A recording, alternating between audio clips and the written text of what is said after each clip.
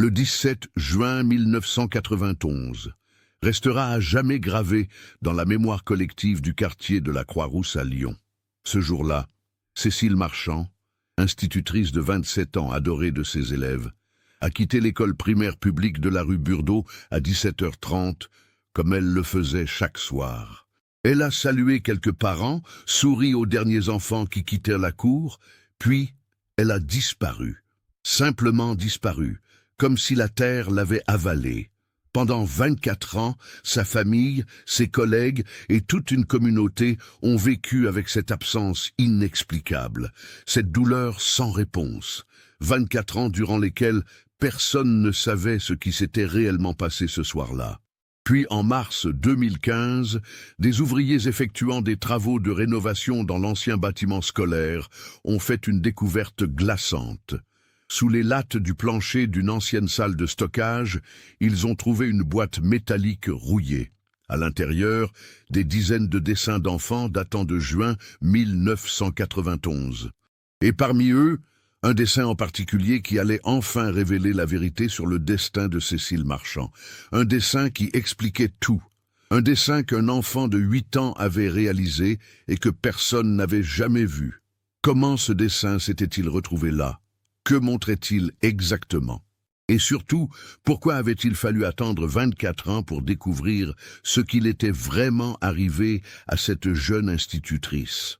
Avant de continuer avec cette histoire perturbante, si vous appréciez les cas mystérieux réels comme celui-ci, abonnez-vous à la chaîne et activez les notifications pour ne manquer aucun nouveau cas. Maintenant, découvrons comment tout a commencé. Lyon, au début des années 1990, vivait une période de transformation urbaine importante. Le quartier de la Croix-Rousse, perché sur sa colline au nord de la ville, conservait encore cette atmosphère particulière qui en avait fait le cœur historique de l'industrie de la soie. Les immeubles aux façades ocre et beige s'alignaient le long de ruelles pentues où résonnaient les voix des habitants. C'était un quartier populaire, où tout le monde se connaissait, où les commerçants appelaient leurs clients par leur prénom, où les enfants jouaient dans les cours intérieures appelées traboules. L'école primaire publique de la rue Burdeau accueillait environ 250 élèves, fils et filles d'ouvriers, d'artisans, de petits commerçants. C'était un bâtiment typique de la fin du XIXe siècle, avec ses hauts plafonds, ses grandes fenêtres et ses murs épais qui gardèrent la fraîcheur même pendant les étés caniculaires. La cour de récréation pavée était ombragée par 2 platanes centenaires, et les cris joyeux des enfants se mêlaient au bruit des tramways qui passaient au bout de la rue. Cécile Marchand enseignait dans cette école depuis 5 ans. Elle était arrivée à Lyon en septembre 1986, fraîchement diplômée de l'école normale d'institutrice de Bourg-en-Bresse. Petite, brune aux cheveux mi-longs qu'elle attachait souvent en chignon, elle avait ce regard vif et chaleureux qui mettait immédiatement les enfants en confiance. Elle portait généralement des jupes longues et des chemisiers clairs, avec toujours ce même collier en argent que sa grand-mère lui avait offert pour son diplôme. Les parents d'élèves l'adoraient. Elle prenait le temps de discuter avec eux, d'expliquer les progrès de chaque enfant, de suggérer des activités pour renforcer les apprentissages à la maison. Ses collègues appréciaient son sérieux et sa bonne humeur constante. Le directeur, M. Renaud, un homme de 60 ans proche de la retraite, disait souvent qu'elle était le genre d'institutrice que toute école rêvait d'avoir. Cécile vivait avec sa mère, Élise Marchand, dans un appartement de 3 pièces au 3e étage d'un immeuble de la rue des Capucins, à 10 minutes à pied de l'école. Son père était décédé d'une crise cardiaque en 1983, laissant Élise seule à 44 ans. Veuve, cette dernière travaillait comme couturière pour plusieurs boutiques du centre-ville.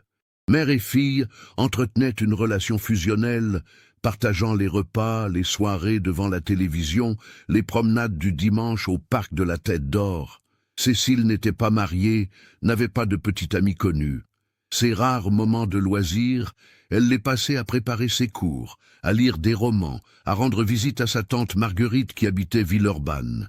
Elle menait une vie simple, rangée, prévisible, une vie sans histoire, pensaient tous ceux qui la connaissaient, une vie qui ne laissait présager aucun drame. Vincent Lemoine, instituteur de 30 ans qui enseignait dans la classe voisine, était son plus proche ami dans l'établissement. Grand, les cheveux blonds coupés courts, il avait rejoint l'école 2 ans après Cécile. Ils préparaient parfois leurs cours ensemble, déjeunaient à la cantine en échangeant des anecdotes sur leurs élèves, organisaient des sorties scolaires communes. Une amitié simple et solide, née de cette complicité naturelle entre collègues qui partagent la même passion pour l'enseignement.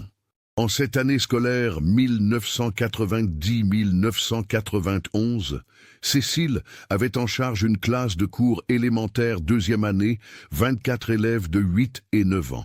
Parmi eux, Julien Arnaud, un garçon timide aux cheveux châtains, qui vivait avec sa mère célibataire dans un petit appartement de la rue Poutot. L'enfant était doué en dessin, passait ses récréations à remplir des carnets de croquis plutôt qu'à jouer au ballon avec les autres garçons. Cécile l'encourageait beaucoup, gardait ses meilleurs dessins dans un classeur, lui prêtait des livres d'art de sa bibliothèque personnelle. Le printemps 1991 avait été particulièrement doux à Lyon. Les arbres de la Croix-Rousse avaient fleuri tôt. Les terrasses des cafés s'étaient remplies dès le mois d'avril. Les enfants de l'école profitaient du beau temps, et Cécile organisait souvent des cours de dessin en plein air dans la cour, sous les platanes. Elle aimait voir ses élèves observer la nature, reproduire les feuilles, les nuages, les oiseaux qui nichaient dans les branches. Le lundi 17 juin, dernier jour d'école avant les grandes vacances d'été qui commençaient le lendemain, avait été marqué par une atmosphère de fête. Les enfants étaient excités, un peu agités. Cécile avait organisé une après-midi spéciale, avec des jeux éducatifs et une dernière séance de dessin libre. Elle avait distribué des feuilles blanches, des crayons de couleur, demandé à chacun de dessiner son moment préféré de l'année scolaire. Les enfants s'étaient appliqués, certains représentant la sortie au musée Gadagne, d'autres la kermesse de mai, d'autres encore simplement leur maîtresse au tableau. À 17 heures, la cloche avait sonné pour la dernière fois de l'année. Les élèves avaient rangé leurs affaires dans leur cartable. Certains avaient offert à Cécile des dessins de remerciements, d'autres des bouquets de fleurs cueillis dans les jardins familiaux. Elle les avait tous embrassés, leur avait souhaité de bonnes vacances, leur avait dit à la rentrée de septembre.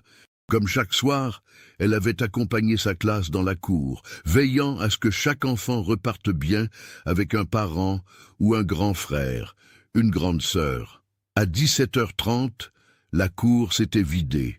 Cécile avait échangé quelques mots avec Vincent Lemoine, qui partait en vacances dans le Vaucluse chez ses parents. Elle lui avait dit qu'elle resterait à Lyon, qu'elle profiterait de l'été pour lire et se reposer. Puis, elle était remontée dans sa classe pour ranger une dernière fois, effacer le tableau, fermer les fenêtres. Elle avait descendu les escaliers avec sa sacoche en cuir marron, celle qu'elle emportait tous les jours, remplie de cahiers à corriger pour septembre. Plusieurs parents l'avaient vue sortir de l'école. Madame Dubuis, qui récupérait son fils en retard, l'avait croisée sur le trottoir devant le portail.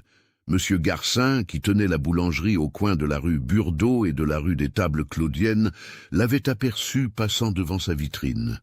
Elle marchait d'un pas tranquille, sa sacoche à l'épaule, dans la lumière dorée de cette fin d'après-midi de juin. Ensuite, plus rien. Personne ne l'avait revue. Élise Marchand avait commencé à s'inquiéter vers 19h. Cécile rentrait généralement entre 18h et 18h30, jamais plus tard. Ce soir-là, préparant le dîner dans la cuisine de leur appartement, Élise regardait sans cesse l'horloge murale. 19h15, 19h30. Elle avait essayé d'appeler l'école, mais évidemment personne ne répondait. À 20h, elle avait commencé à téléphoner aux quelques amis de sa fille, pensant que peut-être Cécile s'était arrêtée prendre un verre pour fêter la fin de l'année scolaire. Mais non, personne ne l'avait vue. À 20h30, Élise était descendue dans la rue, avait fait le trajet jusqu'à l'école, scrutant chaque recoin, chaque passage, espérant apercevoir sa fille. L'école était fermée, silencieuse, dans la pénombre du soir. Elle avait interrogé quelques voisins, des commerçants qui fermaient leurs boutiques. Certains se souvenaient vaguement avoir vu Cécile dans l'après-midi, mais rien de précis. À 21h, Ne sachant plus quoi faire, Élise s'était rendue au commissariat du 2e arrondissement, boulevard de la Croix-Rousse. L'agent de permanence, un jeune homme d'une trentaine d'années, avait pris sa déposition avec un mélange de professionnalisme et de réserve. Une adulte disparue depuis quelques heures seulement, c'était encore tôt pour parler de disparition inquiétante. Elle avait peut-être simplement décidé de prolonger sa soirée, de rendre visite à quelqu'un sans prévenir. Mais Élise insistait, expliquait que ce n'était pas dans les habitudes de sa fille, que Cécile était d'une ponctualité maladive, qu'elle n'aurait jamais laissé sa mère sans nouvelles. L'agent avait pris en note le signalement. Femme de 27 ans, 1,62 m, cheveux bruns mi-longs, yeux marrons, portait probablement une jupe bleue marine et un chemisier blanc, sa tenue habituelle d'institutrice. Elle portait aussi son collier en argent et sa sacoche en cuir marron. Il avait promis de lancer des recherches si elle ne réapparaissait pas dans les heures suivantes. Cette nuit-là, Élise n'avait pas dormi, guettant le moindre bruit dans l'escalier, le moindre coup de sonnette. À l'aube, elle avait recommencé à téléphoner, cette fois aux hôpitaux de Lyon, craignant un accident. Hôpital Édouard Herriot, hôpital de la Croix-Rousse, clinique du Tonkin. Aucune femme correspondant au signalement de Cécile n'avait été admise aux urgences. Le mardi 18 juin au matin, le commissariat avait commencé à prendre l'affaire plus au sérieux. L'inspecteur Gérard Fontaine, un homme de 45 ans, au visage carré et aux cheveux gris, avait été assigné à l'enquête. Fontaine travaillait à la police judiciaire depuis 20 ans, avait l'habitude des disparitions, savait distinguer les fugues des véritables cas inquiétants. Et celui-ci, il le sentait, était inquiétant. Il s'était rendu à l'école primaire où le directeur, M. Renaud, avait ouvert les portes malgré les vacances qui débutaient. Ils étaient montés ensemble dans la classe de Cécile. Tout était en ordre, impeccablement rangé comme elle l'avait laissé la veille. Sur son bureau, quelques dessins d'élèves, une trousse pleine de stylos rouges et bleus, un cahier de notes de cours, rien qui indique un départ précipité ou une quelconque anomalie. Vincent Lemoine, contacté en urgence dans le Vaucluse, était remonté à Lyon le jour même. Interrogé par l'inspecteur Fontaine, il avait expliqué leur dernière conversation. Cécile semblait normale. Heureuse même que l'année scolaire se termine bien, fatiguée comme tous les enseignants en fin d'année, mais pas particulièrement préoccupée. Non, elle ne lui avait parlé d'aucun problème, d'aucune menace, d'aucun projet de départ. Elle devait simplement rentrer chez elle, se reposer, profiter de l'été. L'inspecteur avait interrogé tous les témoins qu'il avait vus ce soir-là. Madame Dubuis confirmait l'avoir croisée devant l'école vers 17h35. Cécile lui avait souri, lui avait souhaité de bonnes vacances. Elle marchait en direction de la rue des Tables Claudiennes, le chemin habituel pour rentrer chez elle. Monsieur Garcin, le boulanger, l'avait vue passer devant sa vitrine, peut-être 5 minutes plus tard. Elle était seule, personne ne la suivait, personne ne marchait à ses côtés. Après la boulangerie, le trajet de Cécile aurait dû l'emmener rue Poutot, puis rue des Capucins. Une dizaine de minutes de marche tout au plus, mais personne d'autre ne l'avait vue. Fontaine et son équipe avaient interrogé tous les habitants des immeubles du parcours, tous les commerçants encore ouverts à cette heure-là. Personne. C'était comme si Cécile Marchand s'était volatilisée entre la boulangerie de la rue Burdeau et son domicile. Le mercredi 19 juin, des équipes de police avaient fouillé méthodiquement tout le quartier. Les traboules, ces passages couverts typiques de la Croix-Rousse qui permettent de traverser les immeubles, avaient été inspectés une à une. Les caves, les cours intérieures, les locaux à poubelles. Rien. Des plongeurs étaient descendus dans le Rhône et la Saône, ces deux fleuves qui encadrent la presqu'île lyonnaise, au cas où Cécile serait tombée à l'eau, mais les recherches n'avaient rien donné. Puis, le vendredi 21 juin, un jogger matinal avait trouvé quelque chose sur les berges de la Saône, près du quai Saint-Vincent, à environ 2 kilomètres de l'école. La sacoche en cuir marron de Cécile, posée contre le parapet, à moitié dissimulée derrière un buisson. À l'intérieur, ses papiers d'identité, son porte-monnaie contenant 230 francs, son trousseau de clés avec les clés de l'école, et celles de son appartement, quelques cahiers d'élèves, aucune trace de violence, aucun signe de lutte. La sacoche semblait avoir été déposée là volontairement, presque soigneusement. Cette découverte avait changé la nature de l'enquête. La proximité de la Saône suggérait un suicide, une noyade volontaire. Mais pourquoi? Cécile n'avait montré aucun signe de dépression, n'avait laissé aucune lettre, et surtout, son corps n'avait pas été retrouvé. Les équipes de plongeurs avaient fouillé la Saône en amont et en aval pendant des jours. Rien, pas de corps, pas de vêtements, rien qui confirme cette hypothèse. L'inspecteur Fontaine avait exploré toutes les pistes possibles. Fugue volontaire, mais pour aller où et pourquoi? Enlèvement, mais par qui et dans quel but? Accident? Mais où était le corps? Crime passionnel? Mais Cécile n'avait pas de relation amoureuse connue. Pas d'ex-petit ami éconduit, pas de conflit avec qui que ce soit. Chaque théorie se heurtait à un mur d'impossibilité. Les médias s'étaient emparés de l'affaire. Les journaux locaux, Le Progrès en tête, avaient publié la photo de Cécile, lancé des appels à témoins. France 3 Rhône-Alpes avait diffusé un reportage. Mais malgré l'attention médiatique, aucune nouvelle piste n'émergeait. Cécile Marchand était devenue un fantôme, une absence inexpliquée qui hantait les rues de la Croix-Rousse. Les mois qui suivirent la disparition de Cécile transformèrent profondément tous ceux qui l'avaient connue. Élise Marchand vieillit de 10 ans en quelques semaines. Ses cheveux devinrent presque entièrement blancs avant même la fin de l'été 1991. Elle maigrit considérablement, perdant près de 15 kilos. Ses mains tremblaient constamment lorsqu'elle cousait, si bien qu'elle dut arrêter de travailler pour plusieurs de ses clients. Elle ne sortait plus que pour aller au commissariat, demander des nouvelles de l'enquête, supplier l'inspecteur Fontaine de ne pas abandonner. Chaque jour, Élise refaisait le trajet entre l'école et leur appartement, espérant apercevoir un détail que la police aurait manqué, une piste que personne n'aurait suivie. Elle plaçardait des affiches avec la photo de Cécile sur tous les poteaux, dans tous les commerces qui acceptaient. Elle contactait les médias, participait à des émissions de télévision consacrées aux disparitions, racontait inlassablement la même histoire, dans l'espoir qu'un téléspectateur, quelque part, se souviendrait de quelque chose. L'inspecteur Fontaine continua l'enquête pendant plus d'1 an avec l'énergie du désespoir.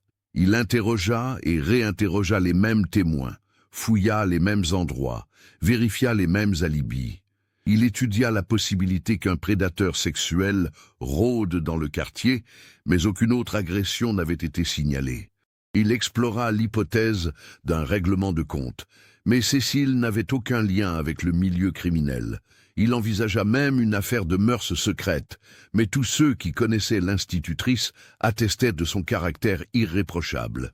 En septembre 1991, la rentrée scolaire fut particulièrement difficile à l'école de la rue Burdeau. Les enfants de l'ancienne classe de Cécile, maintenant en cours moyen première année, furent répartis dans d'autres classes. Beaucoup d'entre eux posaient encore des questions sur leur maîtresse, ne comprenant pas vraiment ce qui s'était passé. Leurs parents ne savaient quoi leur répondre. Une remplaçante, Madame Legrand, prit en charge la classe de cours élémentaires 2e année, mais elle avait l'impression constante de marcher dans l'ombre de Cécile, de ne jamais pouvoir vraiment prendre sa place. Vincent Lemoine fut profondément affecté par la disparition de sa collègue et amie.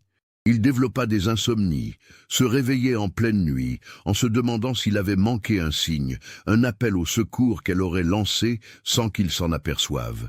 Il repensait à leur dernière conversation, analysait chaque mot, chaque intonation, cherchant désespérément un indice qu'il aurait négligé. Sa culpabilité grandissait avec les mois. Aurait-il dû insister pour qu'elle vienne avec lui dans le Vaucluse? Aurait-il dû remarquer quelque chose d'inhabituel dans son comportement?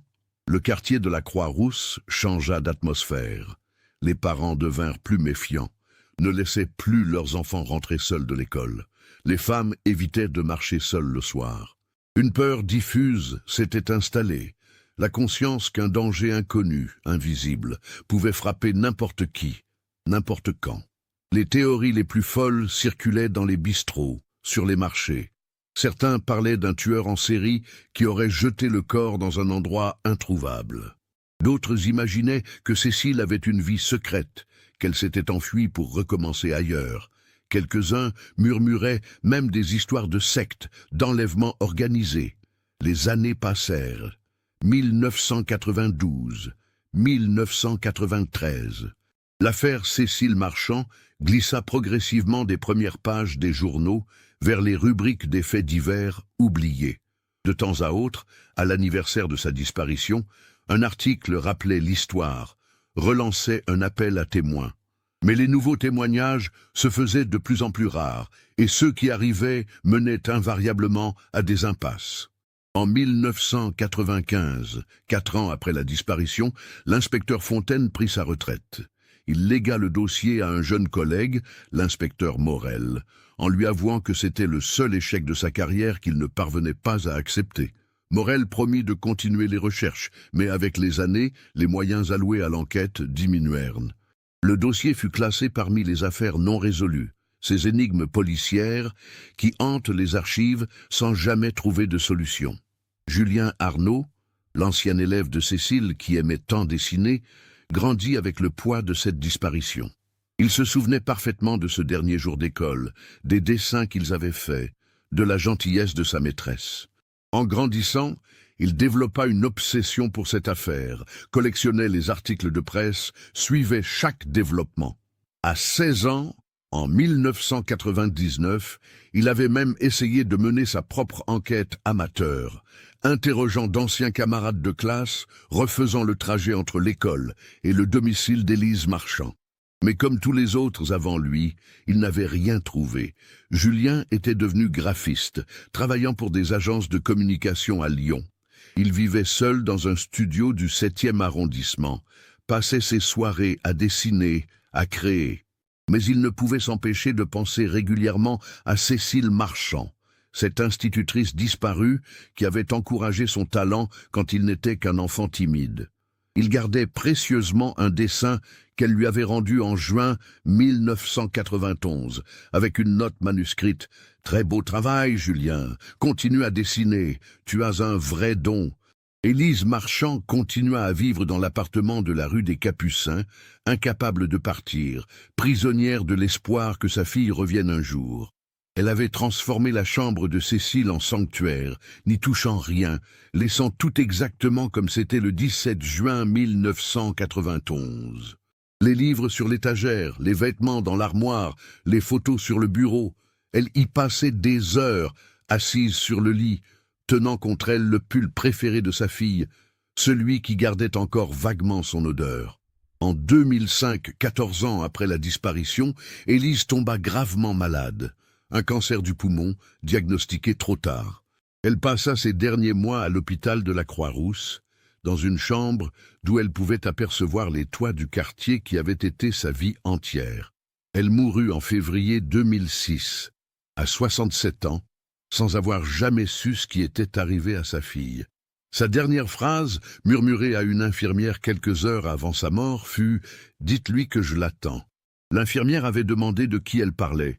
Mais Élise était déjà partie, les yeux fixés sur un point invisible au plafond. L'appartement de la rue des Capucins fut vidé par une nièce d'Élise, qui fit don des affaires à diverses associations caritatives. La chambre de Cécile fut la dernière à être débarrassée, et ce fut comme de démanteler un musée, de détruire la dernière trace tangible d'une vie interrompue. Les livres, les vêtements, les objets personnels, disparurent dans des cartons, dispersés aux 4 vents de la ville. Le temps continuait inexorablement sa marche. 2010, 2011. La Croix-Rousse évoluait, les immeubles étaient rénovés, les commerces changèrent de propriétaire, une nouvelle génération d'habitants remplaçait l'ancienne. Peu de gens se souvenaient encore de l'institutrice disparue en 1991. L'affaire était devenue une légende urbaine. Une histoire que les anciens racontaient parfois aux nouveaux venus en montrant l'école de la rue Burdeau. Vous voyez ce bâtiment? Il y a longtemps, une institutrice a disparu sans laisser de traces.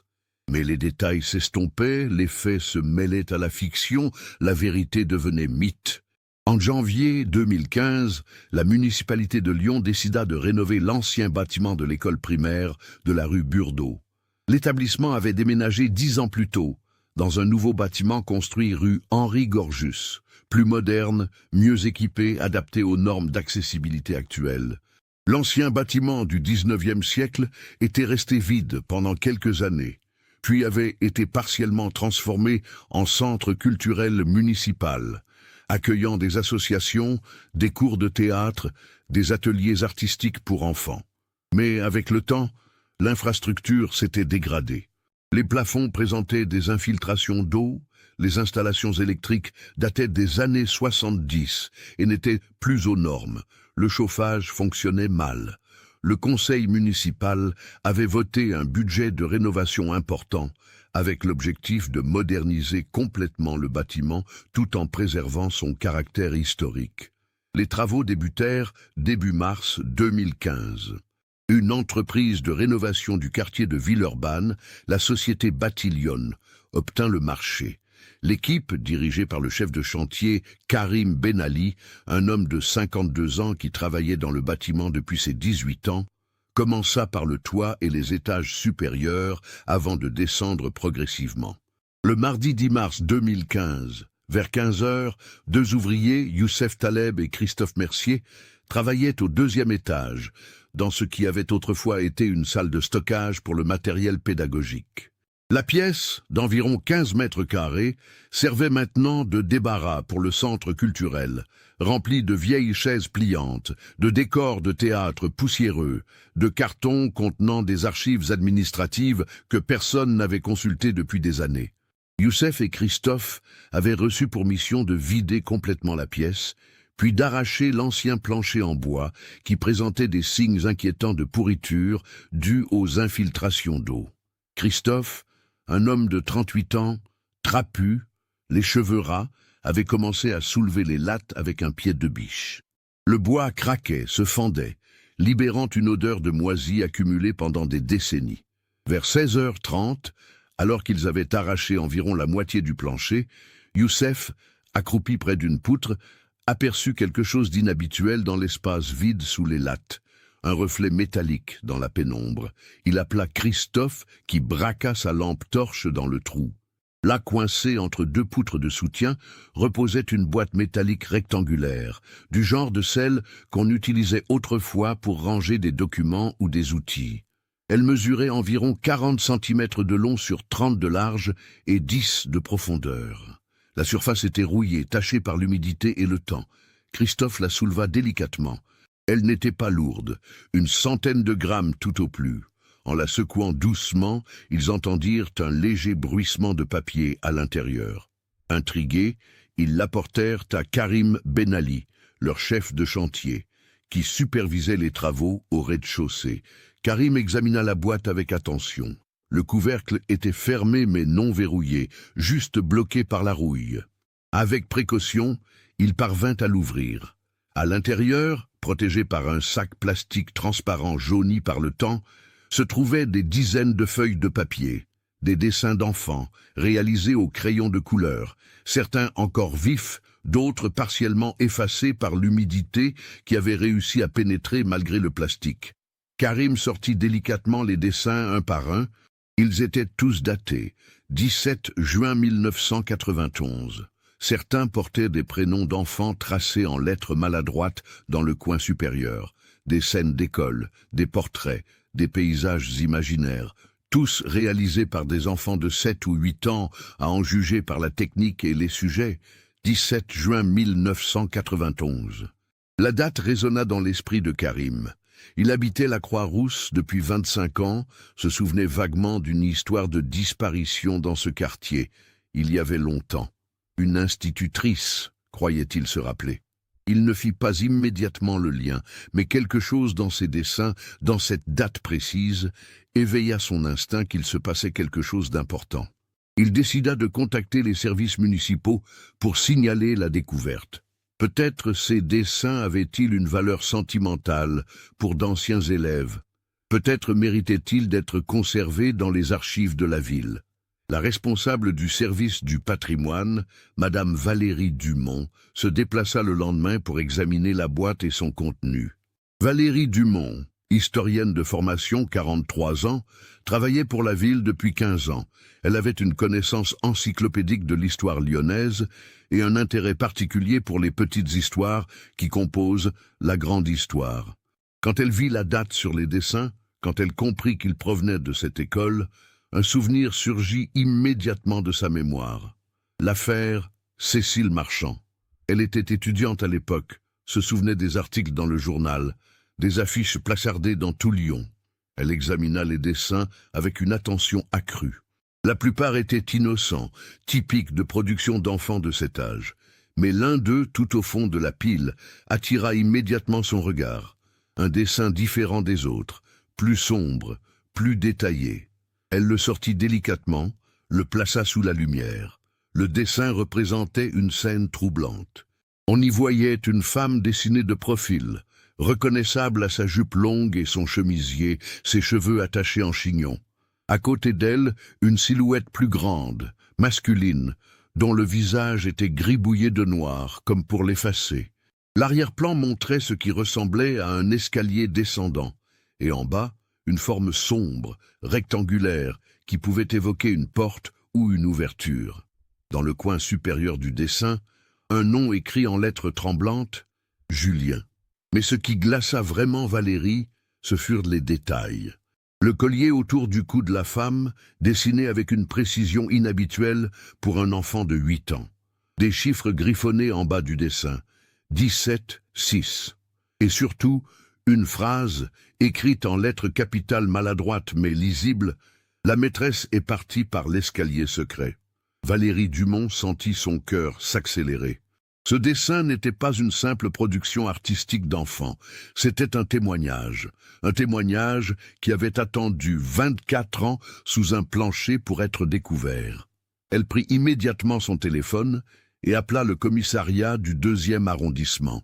L'inspecteur Laurent Morel, 52 ans, cheveux poivre et sel, était devenu le dépositaire de l'affaire Cécile Marchand depuis le départ en retraite de Fontaine 20 ans plus tôt. Il avait étudié le dossier à plusieurs reprises au fil des années, relu les témoignages, examiné les photos, mais comme son prédécesseur, il s'était heurté au même mur d'impossibilité. L'affaire était froide, très froide, et il ne s'attendait certainement pas à recevoir un appel concernant une potentielle nouvelle piste un mardi après-midi de mars 2015. Quand Valérie Dumont lui expliqua la découverte de la boîte et du dessin particulier, Morel sentit ce picotement familier, celui qu'il n'avait plus ressenti depuis des années en pensant à cette affaire. Il se rendit immédiatement sur le chantier de la rue Burdeau, accompagné de son adjointe, la lieutenante Sophie Bernard, une femme de 35 ans, rousse, aux yeux verts perçants. Sur place, Morel examina longuement le dessin sous différents angles, le photographia sous toutes les coutures. Julien. L'enfant qui avait signé ce dessin était maintenant un adulte de 32 ans. Il fallait le retrouver, l'interroger, comprendre ce qu'il avait vu ce jour-là, pourquoi il avait dessiné cette scène, et surtout, pourquoi ce dessin s'était retrouvé caché sous un plancher. La lieutenante Bernard se chargea de retrouver la trace de Julien Arnaud. Les archives de l'école conservaient encore la liste des élèves de juin 1991. Julien Arnaud, né le 3 mai 1983 à Lyon, fils de Claire Arnaud, mère célibataire. Grâce aux fichiers municipaux, Bernard localisa son adresse actuelle, un studio rue Garibaldi, dans le 7e arrondissement. Le jeudi 12 mars, à 9 h du matin, Morel et Bernard sonnèrent à la porte de Julien Arnaud. Un homme leur ouvrit, grand, mince, cheveux châtains légèrement longs, barbe de 3 jours. Il portait un t-shirt noir et un jean, semblait surpris de voir 2 policiers à sa porte. Quand Morel se présenta et mentionna l'affaire Cécile Marchand, le visage de Julien changea radicalement d'expression, une pâleur soudaine, un tremblement imperceptible des mains. « Je me doutais qu'un jour quelqu'un viendrait me parler de ça », murmura-t-il en les invitant à entrer. Le studio était petit mais lumineux, rempli de matériel de graphiste, ordinateur, tablettes de dessin, étagères débordant de livres d'art. Mais ce qui frappa immédiatement les inspecteurs, c'était un mur entier couvert de documents concernant l'affaire Marchand. Des articles de presse jaunis, des photocopies de rapports de police que Julien avait réussi à obtenir. Dieu sait comment. Des plans du quartier annotés, des chronologies dessinées à la main. Une véritable salle d'enquête amateur. Julien s'assit lourdement sur son canapé, le visage entre les mains. « Vous avez trouvé le dessin, n'est-ce pas ?» dit-il sans lever les yeux. « Celui que j'ai fait ce jour-là. » Morel sortit une copie du dessin, la posa sur la table basse. « Parlez-nous de ça, Julien. Parlez-nous de ce que vous avez vu le 17 juin 1991. » Julien releva lentement la tête, les yeux rougis. « J'avais 8 ans. Je ne comprenais pas vraiment ce qui se passait, mais je savais que c'était important, que c'était grave. C'est pour ça que j'ai dessiné. J'ai toujours dessiné quand quelque chose me troublait. C'était ma façon de traiter ce que je voyais, ce que je ressentais. » Il se leva, marcha vers la fenêtre, regarda la rue en contrebas. Ce jour-là, Madame Marchand nous avait fait dessiner pendant l'après-midi. Des dessins libres, nos moments préférés de l'année. J'avais dessiné la sortie au musée. Puis la cloche a sonné, on a rangé nos affaires, on est sorti dans la cour. Ma mère travaillait tard ce jour-là. C'était ma grand-mère qui devait venir me chercher. Mais elle était en retard, comme souvent. Il se retourna vers les inspecteurs. Tous les autres enfants étaient partis. J'étais seul dans la cour, assis sur un banc près du portail. Madame Marchand avait dit qu'elle attendrait avec moi. Elle est remontée dans sa classe, m'a dit qu'elle descendrait dans quelques minutes. Je jouais tout seul, je donnais des coups de pied dans un caillou. Sa voix se fit plus basse, plus tendue. Puis j'ai vu quelqu'un entrer dans la cour. Un homme, grand. Je ne voyais pas bien son visage parce que le soleil était dans mes yeux. Il est monté directement vers les classes du 2e étage. Je ne me suis pas posé de questions. Je pensais que c'était peut-être un parent d'élève qui venait récupérer quelque chose ou un autre enseignant. Julien ferma les yeux, comme pour mieux visualiser la scène. Quelques minutes plus tard, peut-être 5, peut-être 10, je ne sais plus exactement, j'ai vu Madame Marchand ressortir du bâtiment, mais elle n'était pas seule. L'homme était avec elle. Ils marchaient côte à côte, vite, comme s'ils étaient pressés. Madame Marchand avait sa sacoche à l'épaule. Ils ne sont pas sortis par le portail principal. Ils ont pris la porte qui mène aux anciennes caves de l'école, celles qu'on n'utilisait jamais. « Les caves ?» intervint la lieutenante Bernard. « Oui, l'école est construite sur plusieurs niveaux à cause de la pente de la colline. Il y a des caves en sous-sol qui donnent directement sur la rue inférieure, la rue des Tables Claudiennes. On nous avait toujours dit de ne jamais y aller, que c'était dangereux, mais j'avais vu des enseignants les utiliser parfois comme raccourcis. » Morel sentit son pouls s'accélérer. Cette information n'était jamais apparue dans l'enquête originale. Personne n'avait mentionné cet accès aux caves, ce passage qui permettait de sortir de l'école sans passer par le portail principal. « Continuez, Julien. Qu'avez-vous fait après avoir vu ça ? » Ma grand-mère est arrivée quelques minutes plus tard. Je lui ai raconté que Madame Marchand était partie avec un monsieur. Elle m'a dit que ce devait être son mari ou son ami, qu'il ne fallait pas s'inquiéter. On est rentré à la maison. Mais le soir, en écoutant les informations à la télévision quelques jours plus tard, j'ai entendu qu'on recherchait Madame Marchand, qu'elle avait disparu. J'ai eu peur. Sa voix se brisa légèrement. J'ai eu peur parce que je me suis dit que peut-être j'aurais dû dire quelque chose, que peut-être, si j'avais parlé plus tôt, on l'aurait retrouvée. Mais j'étais un enfant, je ne comprenais pas vraiment. J'ai fait un dessin, c'était ma façon de comprendre, de garder une trace. Puis j'ai caché le dessin dans la salle de stockage au 2e étage, là où on rangeait le matériel d'art plastique. Je ne sais pas pourquoi. Peut-être pour qu'il soit près d'elle, de sa classe, peut-être par peur qu'on me gronde si on le trouvait. Je devais le récupérer plus tard, parler à quelqu'un, mais les semaines ont passé, les vacances d'été, puis la rentrée dans une autre classe, et je n'ai jamais osé. Plus le temps passait, plus j'avais peur qu'on m'accuse de ne pas avoir parlé plus tôt. Il regarda Morel avec des yeux implorants. Toute ma vie, j'ai vécu avec cette culpabilité. J'ai suivi l'affaire obsessivement. espérant qu'on découvrirait la vérité sans moi, que mon silence n'aurait pas eu d'importance. Mais personne n'a jamais rien trouvé. Et maintenant, 24 ans plus tard, vous êtes là. L'inspecteur Morel posa une main sur l'épaule de Julien. Vous étiez un enfant, vous n'avez rien à vous reprocher. Mais maintenant, vous allez nous aider. Décrivez-moi cet homme, tout ce dont vous vous souvenez. Julien se concentra intensément. Grand, plus grand que Madame Marchand en tout cas, cheveux sombres, je crois, peut-être bruns.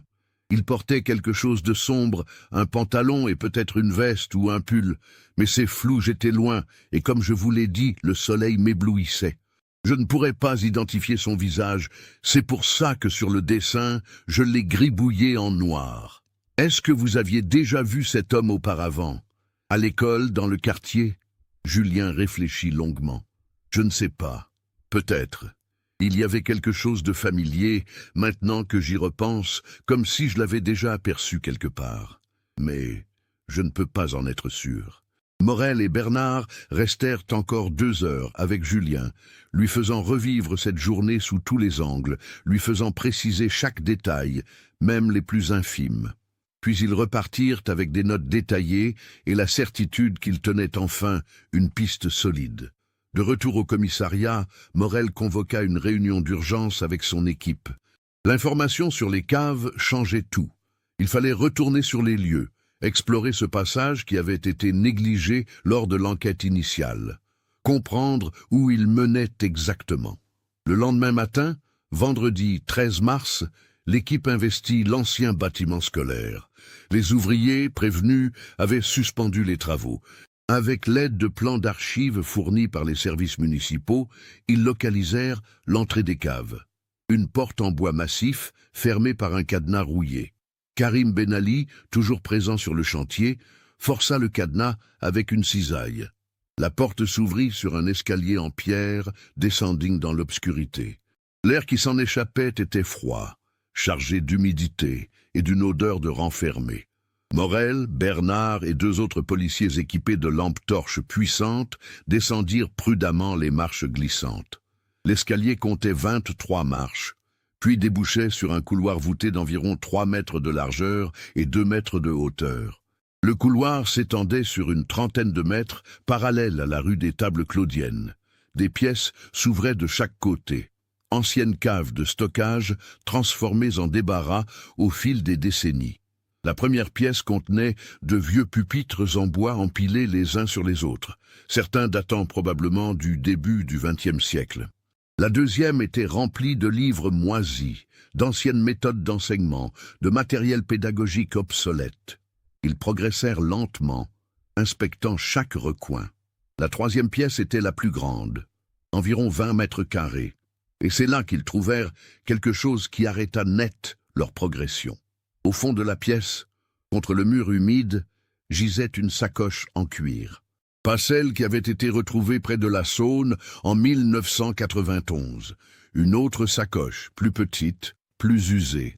À côté, des vêtements soigneusement pliés, une jupe bleue marine, un chemisier blanc jauni par le temps et l'humidité, et un collier en argent dont la chaîne avait noirci. La lieutenant Bernard s'agenouilla, examina les objets sans les toucher. « C'est elle, murmura-t-elle.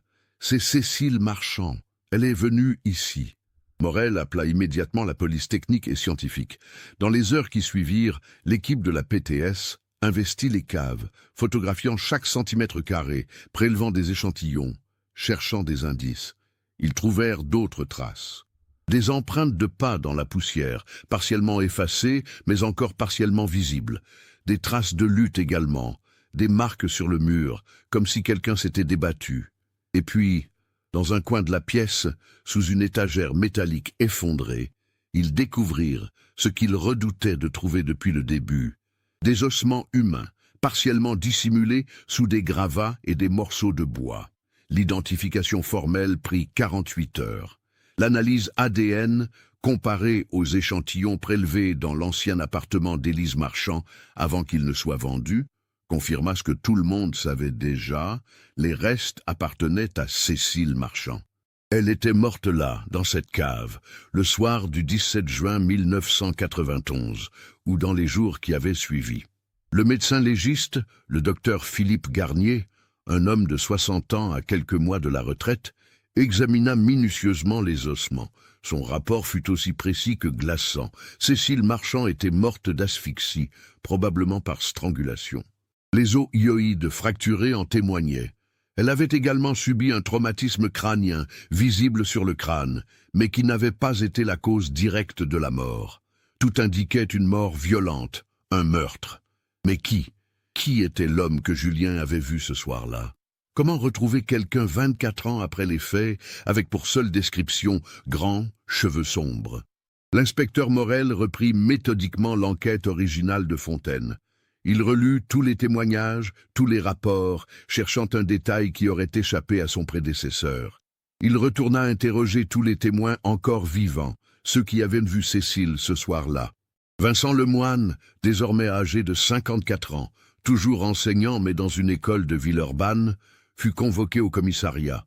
Il pleura en apprenant que le corps de Cécile avait été retrouvé, pleura de soulagement qu'enfin on sache, et de douleur qu'elle ait subi une mort si terrible. Il confirma sa déposition de 1991. Il avait quitté l'école vers 17h30, après avoir parlé quelques minutes avec Cécile dans la cour. Non, il ne se souvenait pas avoir vu un homme entrer dans l'école, mais il était pressé, concentré sur sa propre vie, son départ imminent pour les vacances. Morel interrogea également les parents d'élèves de l'époque, ceux qu'il réussit à localiser. Madame Dubuis, qui avait vu Cécile sortir de l'école, vivait maintenant dans une maison de retraite à Caluire.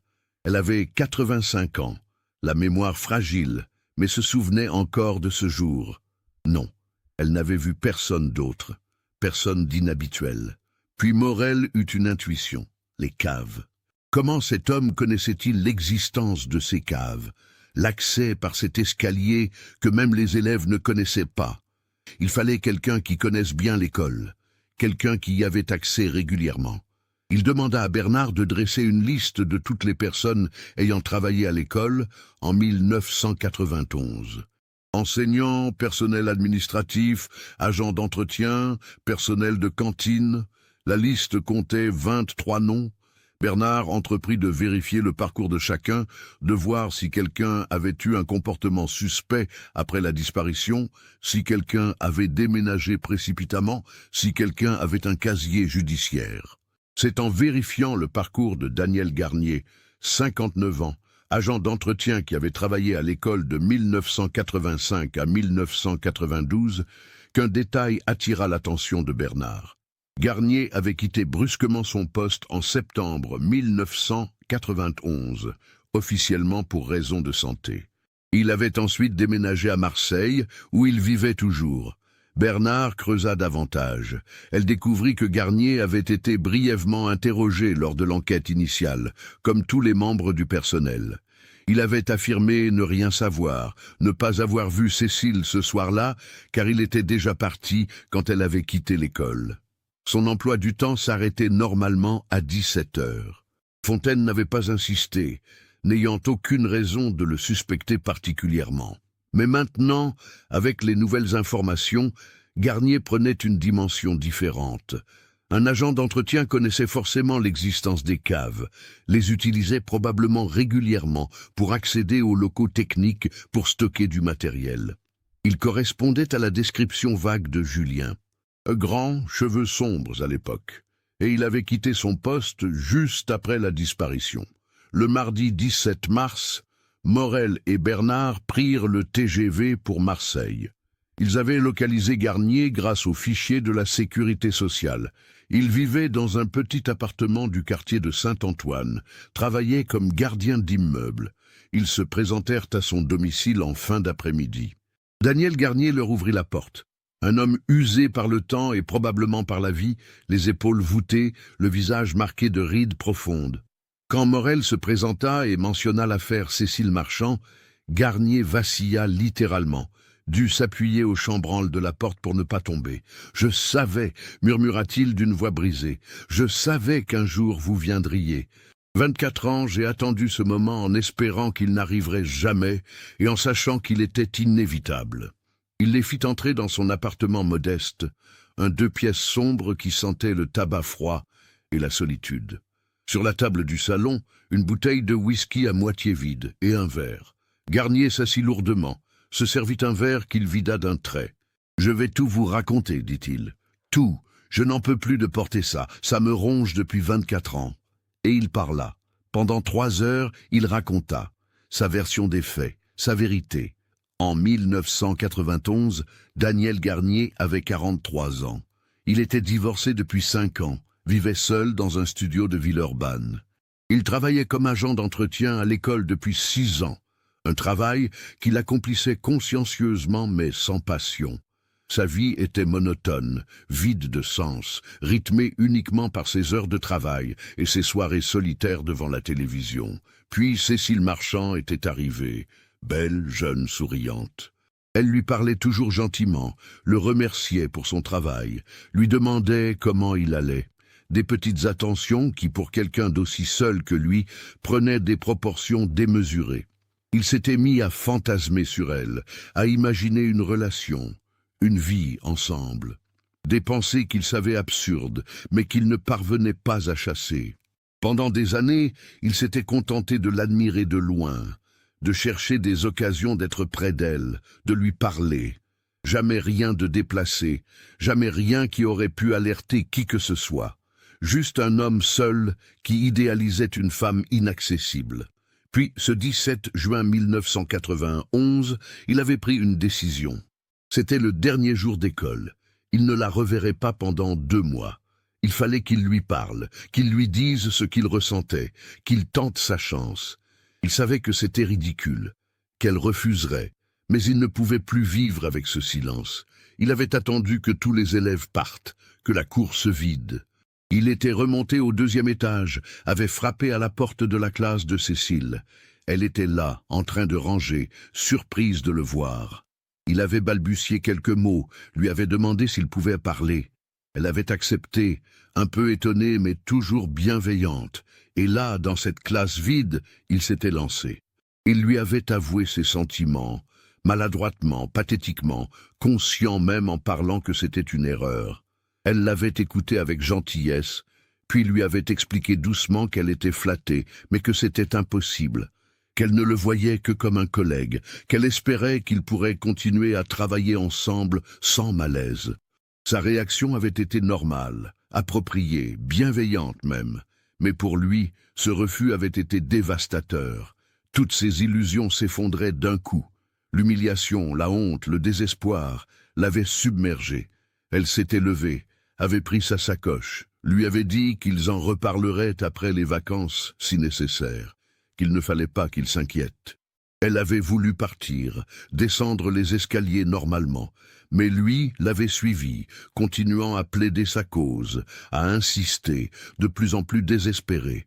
Dans le couloir, il l'avait attrapée par le bras, lui demandant de réfléchir, de lui donner une chance. Elle s'était dégagée, un peu effrayée maintenant, lui avait demandé de la laisser tranquille.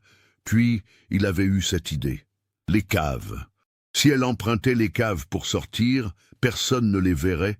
Il aurait encore un peu de temps pour la convaincre, pour lui faire comprendre. Il l'avait supplié de venir par là, juste pour qu'ils puissent finir de parler tranquillement. Elle avait hésité, puis avait accepté, probablement pour éviter une scène dans l'école, probablement en se disant qu'il valait mieux en finir avec cette situation embarrassante. Ils étaient descendus dans les caves. Le petit Julien, qu'il n'avait pas vu dans la cour, les avait observés sans qu'il le sache.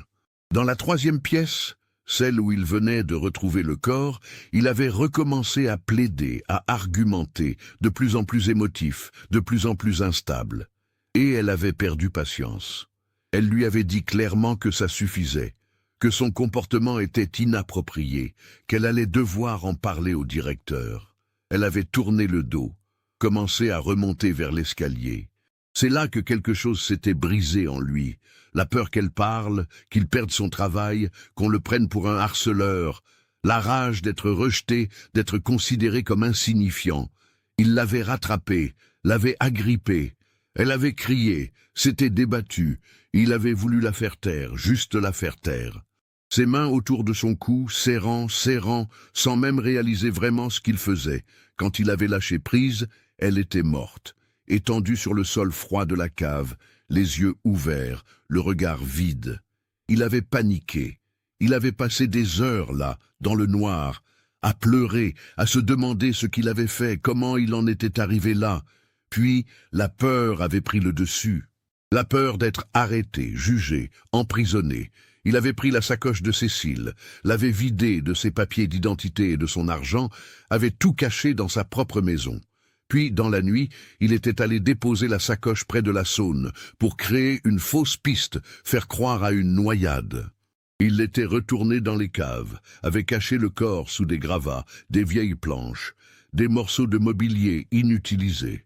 Il savait que personne ne descendait jamais là, que les caves étaient oubliées de tous. Les jours suivants, il avait vécu dans la terreur. Mais l'enquête n'avait pas remonté jusqu'à lui. Personne ne l'avait vu avec Cécile. Personne ne savait qu'il l'avait invité dans les caves. Le petit garçon qui les avait vus n'avait apparemment rien dit. L'été était passé. En septembre, n'en pouvant plus de continuer à travailler dans ce lieu qui était devenu pour lui un tombeau, il avait démissionné, prétextant des problèmes de santé.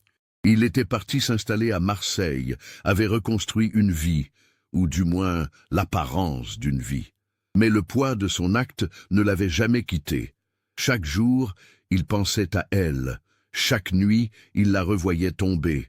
Il avait développé un alcoolisme chronique, des insomnies permanentes.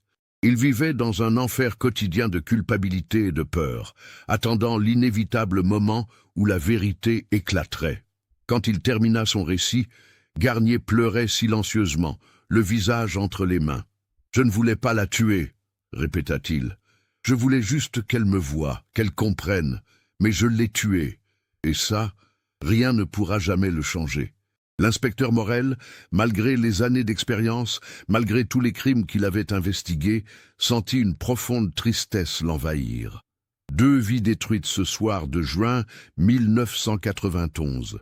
Celle de Cécile, bien sûr, assassinée parce qu'elle avait eu le tort d'être gentille avec un homme seul. Et celle de Garnier lui-même, prisonnier de son crime, incapable de vivre vraiment, attendant depuis 24 ans que la justice le rattrape. Daniel Garnier fut arrêté immédiatement, placé en garde à vue puis mis en examen pour meurtre. Son avocat plaida la crime passionnel, l'acte non prémédité, le poids de la culpabilité qui l'avait rongé pendant plus de 2 décennies. Mais rien ne pouvait atténuer la gravité de son acte. Le procès se tint en novembre 2015, à la cour d'assises du Rhône. L'affaire fit la une de tous les médias régionaux et même nationaux. L'institutrice disparue 24 ans plus tôt, retrouvée grâce au dessin d'un enfant de 8 ans, caché sous un plancher. L'histoire avait tout d'un scénario de film, sauf que c'était réel, terriblement réel. Julien Arnaud témoigna longuement, expliquant sa culpabilité d'enfant, son silence de 24 ans, son obsession pour cette affaire qui avait marqué toute sa vie. Le jury l'écouta avec compassion. Il n'était qu'un enfant à l'époque, terrorisé, ne comprenant pas vraiment ce qu'il avait vu. Personne ne pouvait le blâmer. Vincent Lemoine témoigna également, parlant de Cécile, de son dévouement, de sa gentillesse, de l'absence qu'elle avait laissée dans la vie de tous ceux qui l'avaient connue. Il pleura à la barre, 24 ans de douleur contenue se libérant enfin, maintenant que la vérité était connue. Daniel Garnier, lui, plaida coupable. Son avocat tenta de présenter les circonstances atténuantes. L'absence de préméditation, la solitude extrême qui l'avait poussé à des actes désespérés, les 24 années de torture psychologique qu'il avait endurées. Mais le procureur fut implacable. Cécile Marchand était morte parce qu'un homme n'avait pas accepté son refus, parce qu'il avait considéré que ses désirs à lui primaient sur la vie d'une femme. C'était un féminicide, même si le terme n'était pas encore courant en 1991. Le jury délibéra pendant 6 heures. Daniel Garnier fut reconnu coupable de meurtre avec préméditation partielle. La Cour le condamna à 22 ans de réclusion criminelle, en tenant compte de son âge, de son absence de casier judiciaire antérieur et du fait qu'il avait fini par avouer. Il avait 67 ans au moment du verdict. Il sortirait de prison s'il vivait jusque-là à 89 ans. Après le procès, Julien Arnaud organisa une cérémonie à la mémoire de Cécile Marchand. Avec l'aide de la mairie et de plusieurs de ses anciens élèves, maintenant adultes, il fit poser une plaque commémorative devant l'ancien bâtiment de l'école, désormais centre culturel. La plaque disait simplement « À la mémoire de Cécile Marchand, institutrice dévouée, disparue le 17 juin 1991. Elle aimait enseigner et voir ses élèves grandir. » Les cendres de Cécile, après l'autopsie et les procédures légales, furent inhumées au cimetière de Loyasse, sur les hauteurs de Lyon, près de la tombe de sa mère Élise. Enfin réunis, après tant d'années de séparation forcée, l'affaire Cécile Marchand laissa des traces profondes dans la communauté de la Croix-Rousse. Elle devint un symbole, un rappel que derrière chaque disparition se cache une histoire humaine, une tragédie qui affecte des dizaines, des centaines de vies. Elle rappela aussi l'importance de parler, de témoigner, même quand on est un enfant, même quand on a peur. Si Julien avait parlé en 1991, peut-être le corps aurait-il été retrouvé plus tôt, peut-être Élise aurait-elle pu avoir des réponses avant de mourir. Mais personne ne blâma Julien. Il n'était qu'un enfant, et même les adultes autour de lui n'avaient rien vu, rien compris.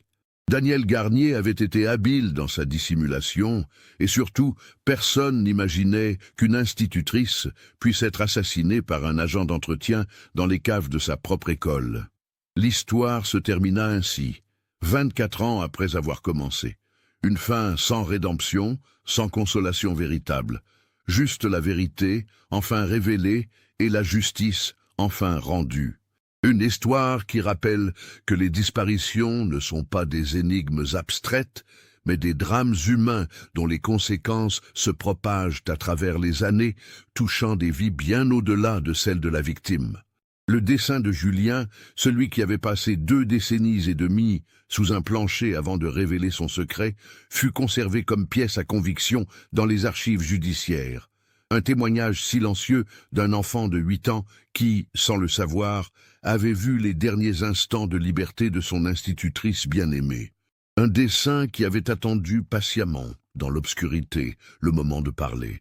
Ce cas nous montre comment une vérité peut rester cachée pendant des décennies, attendant simplement le bon moment pour émerger. Il nous rappelle aussi que derrière chaque disparition inexpliquée, il y a souvent quelqu'un qui sait quelque chose, quelqu'un qui a vu quelque chose, mais qui n'a pas parlé, par peur, par incompréhension, ou simplement parce que personne n'a posé les bonnes questions. Qu'en pensez-vous? Avez-vous perçu les signes tout au long de cette histoire? Le témoignage d'un enfant, même 24 ans plus tard, peut-il vraiment faire toute la différence? Partagez vos réflexions dans les commentaires. Si vous avez été touché par cette histoire, n'oubliez pas de vous abonner à la chaîne et d'activer les notifications. Laissez un like si ce cas vous a interpellé et partagez-le avec quelqu'un qui pourrait s'intéresser à ce type d'enquête. Merci de nous avoir accompagnés dans cette investigation.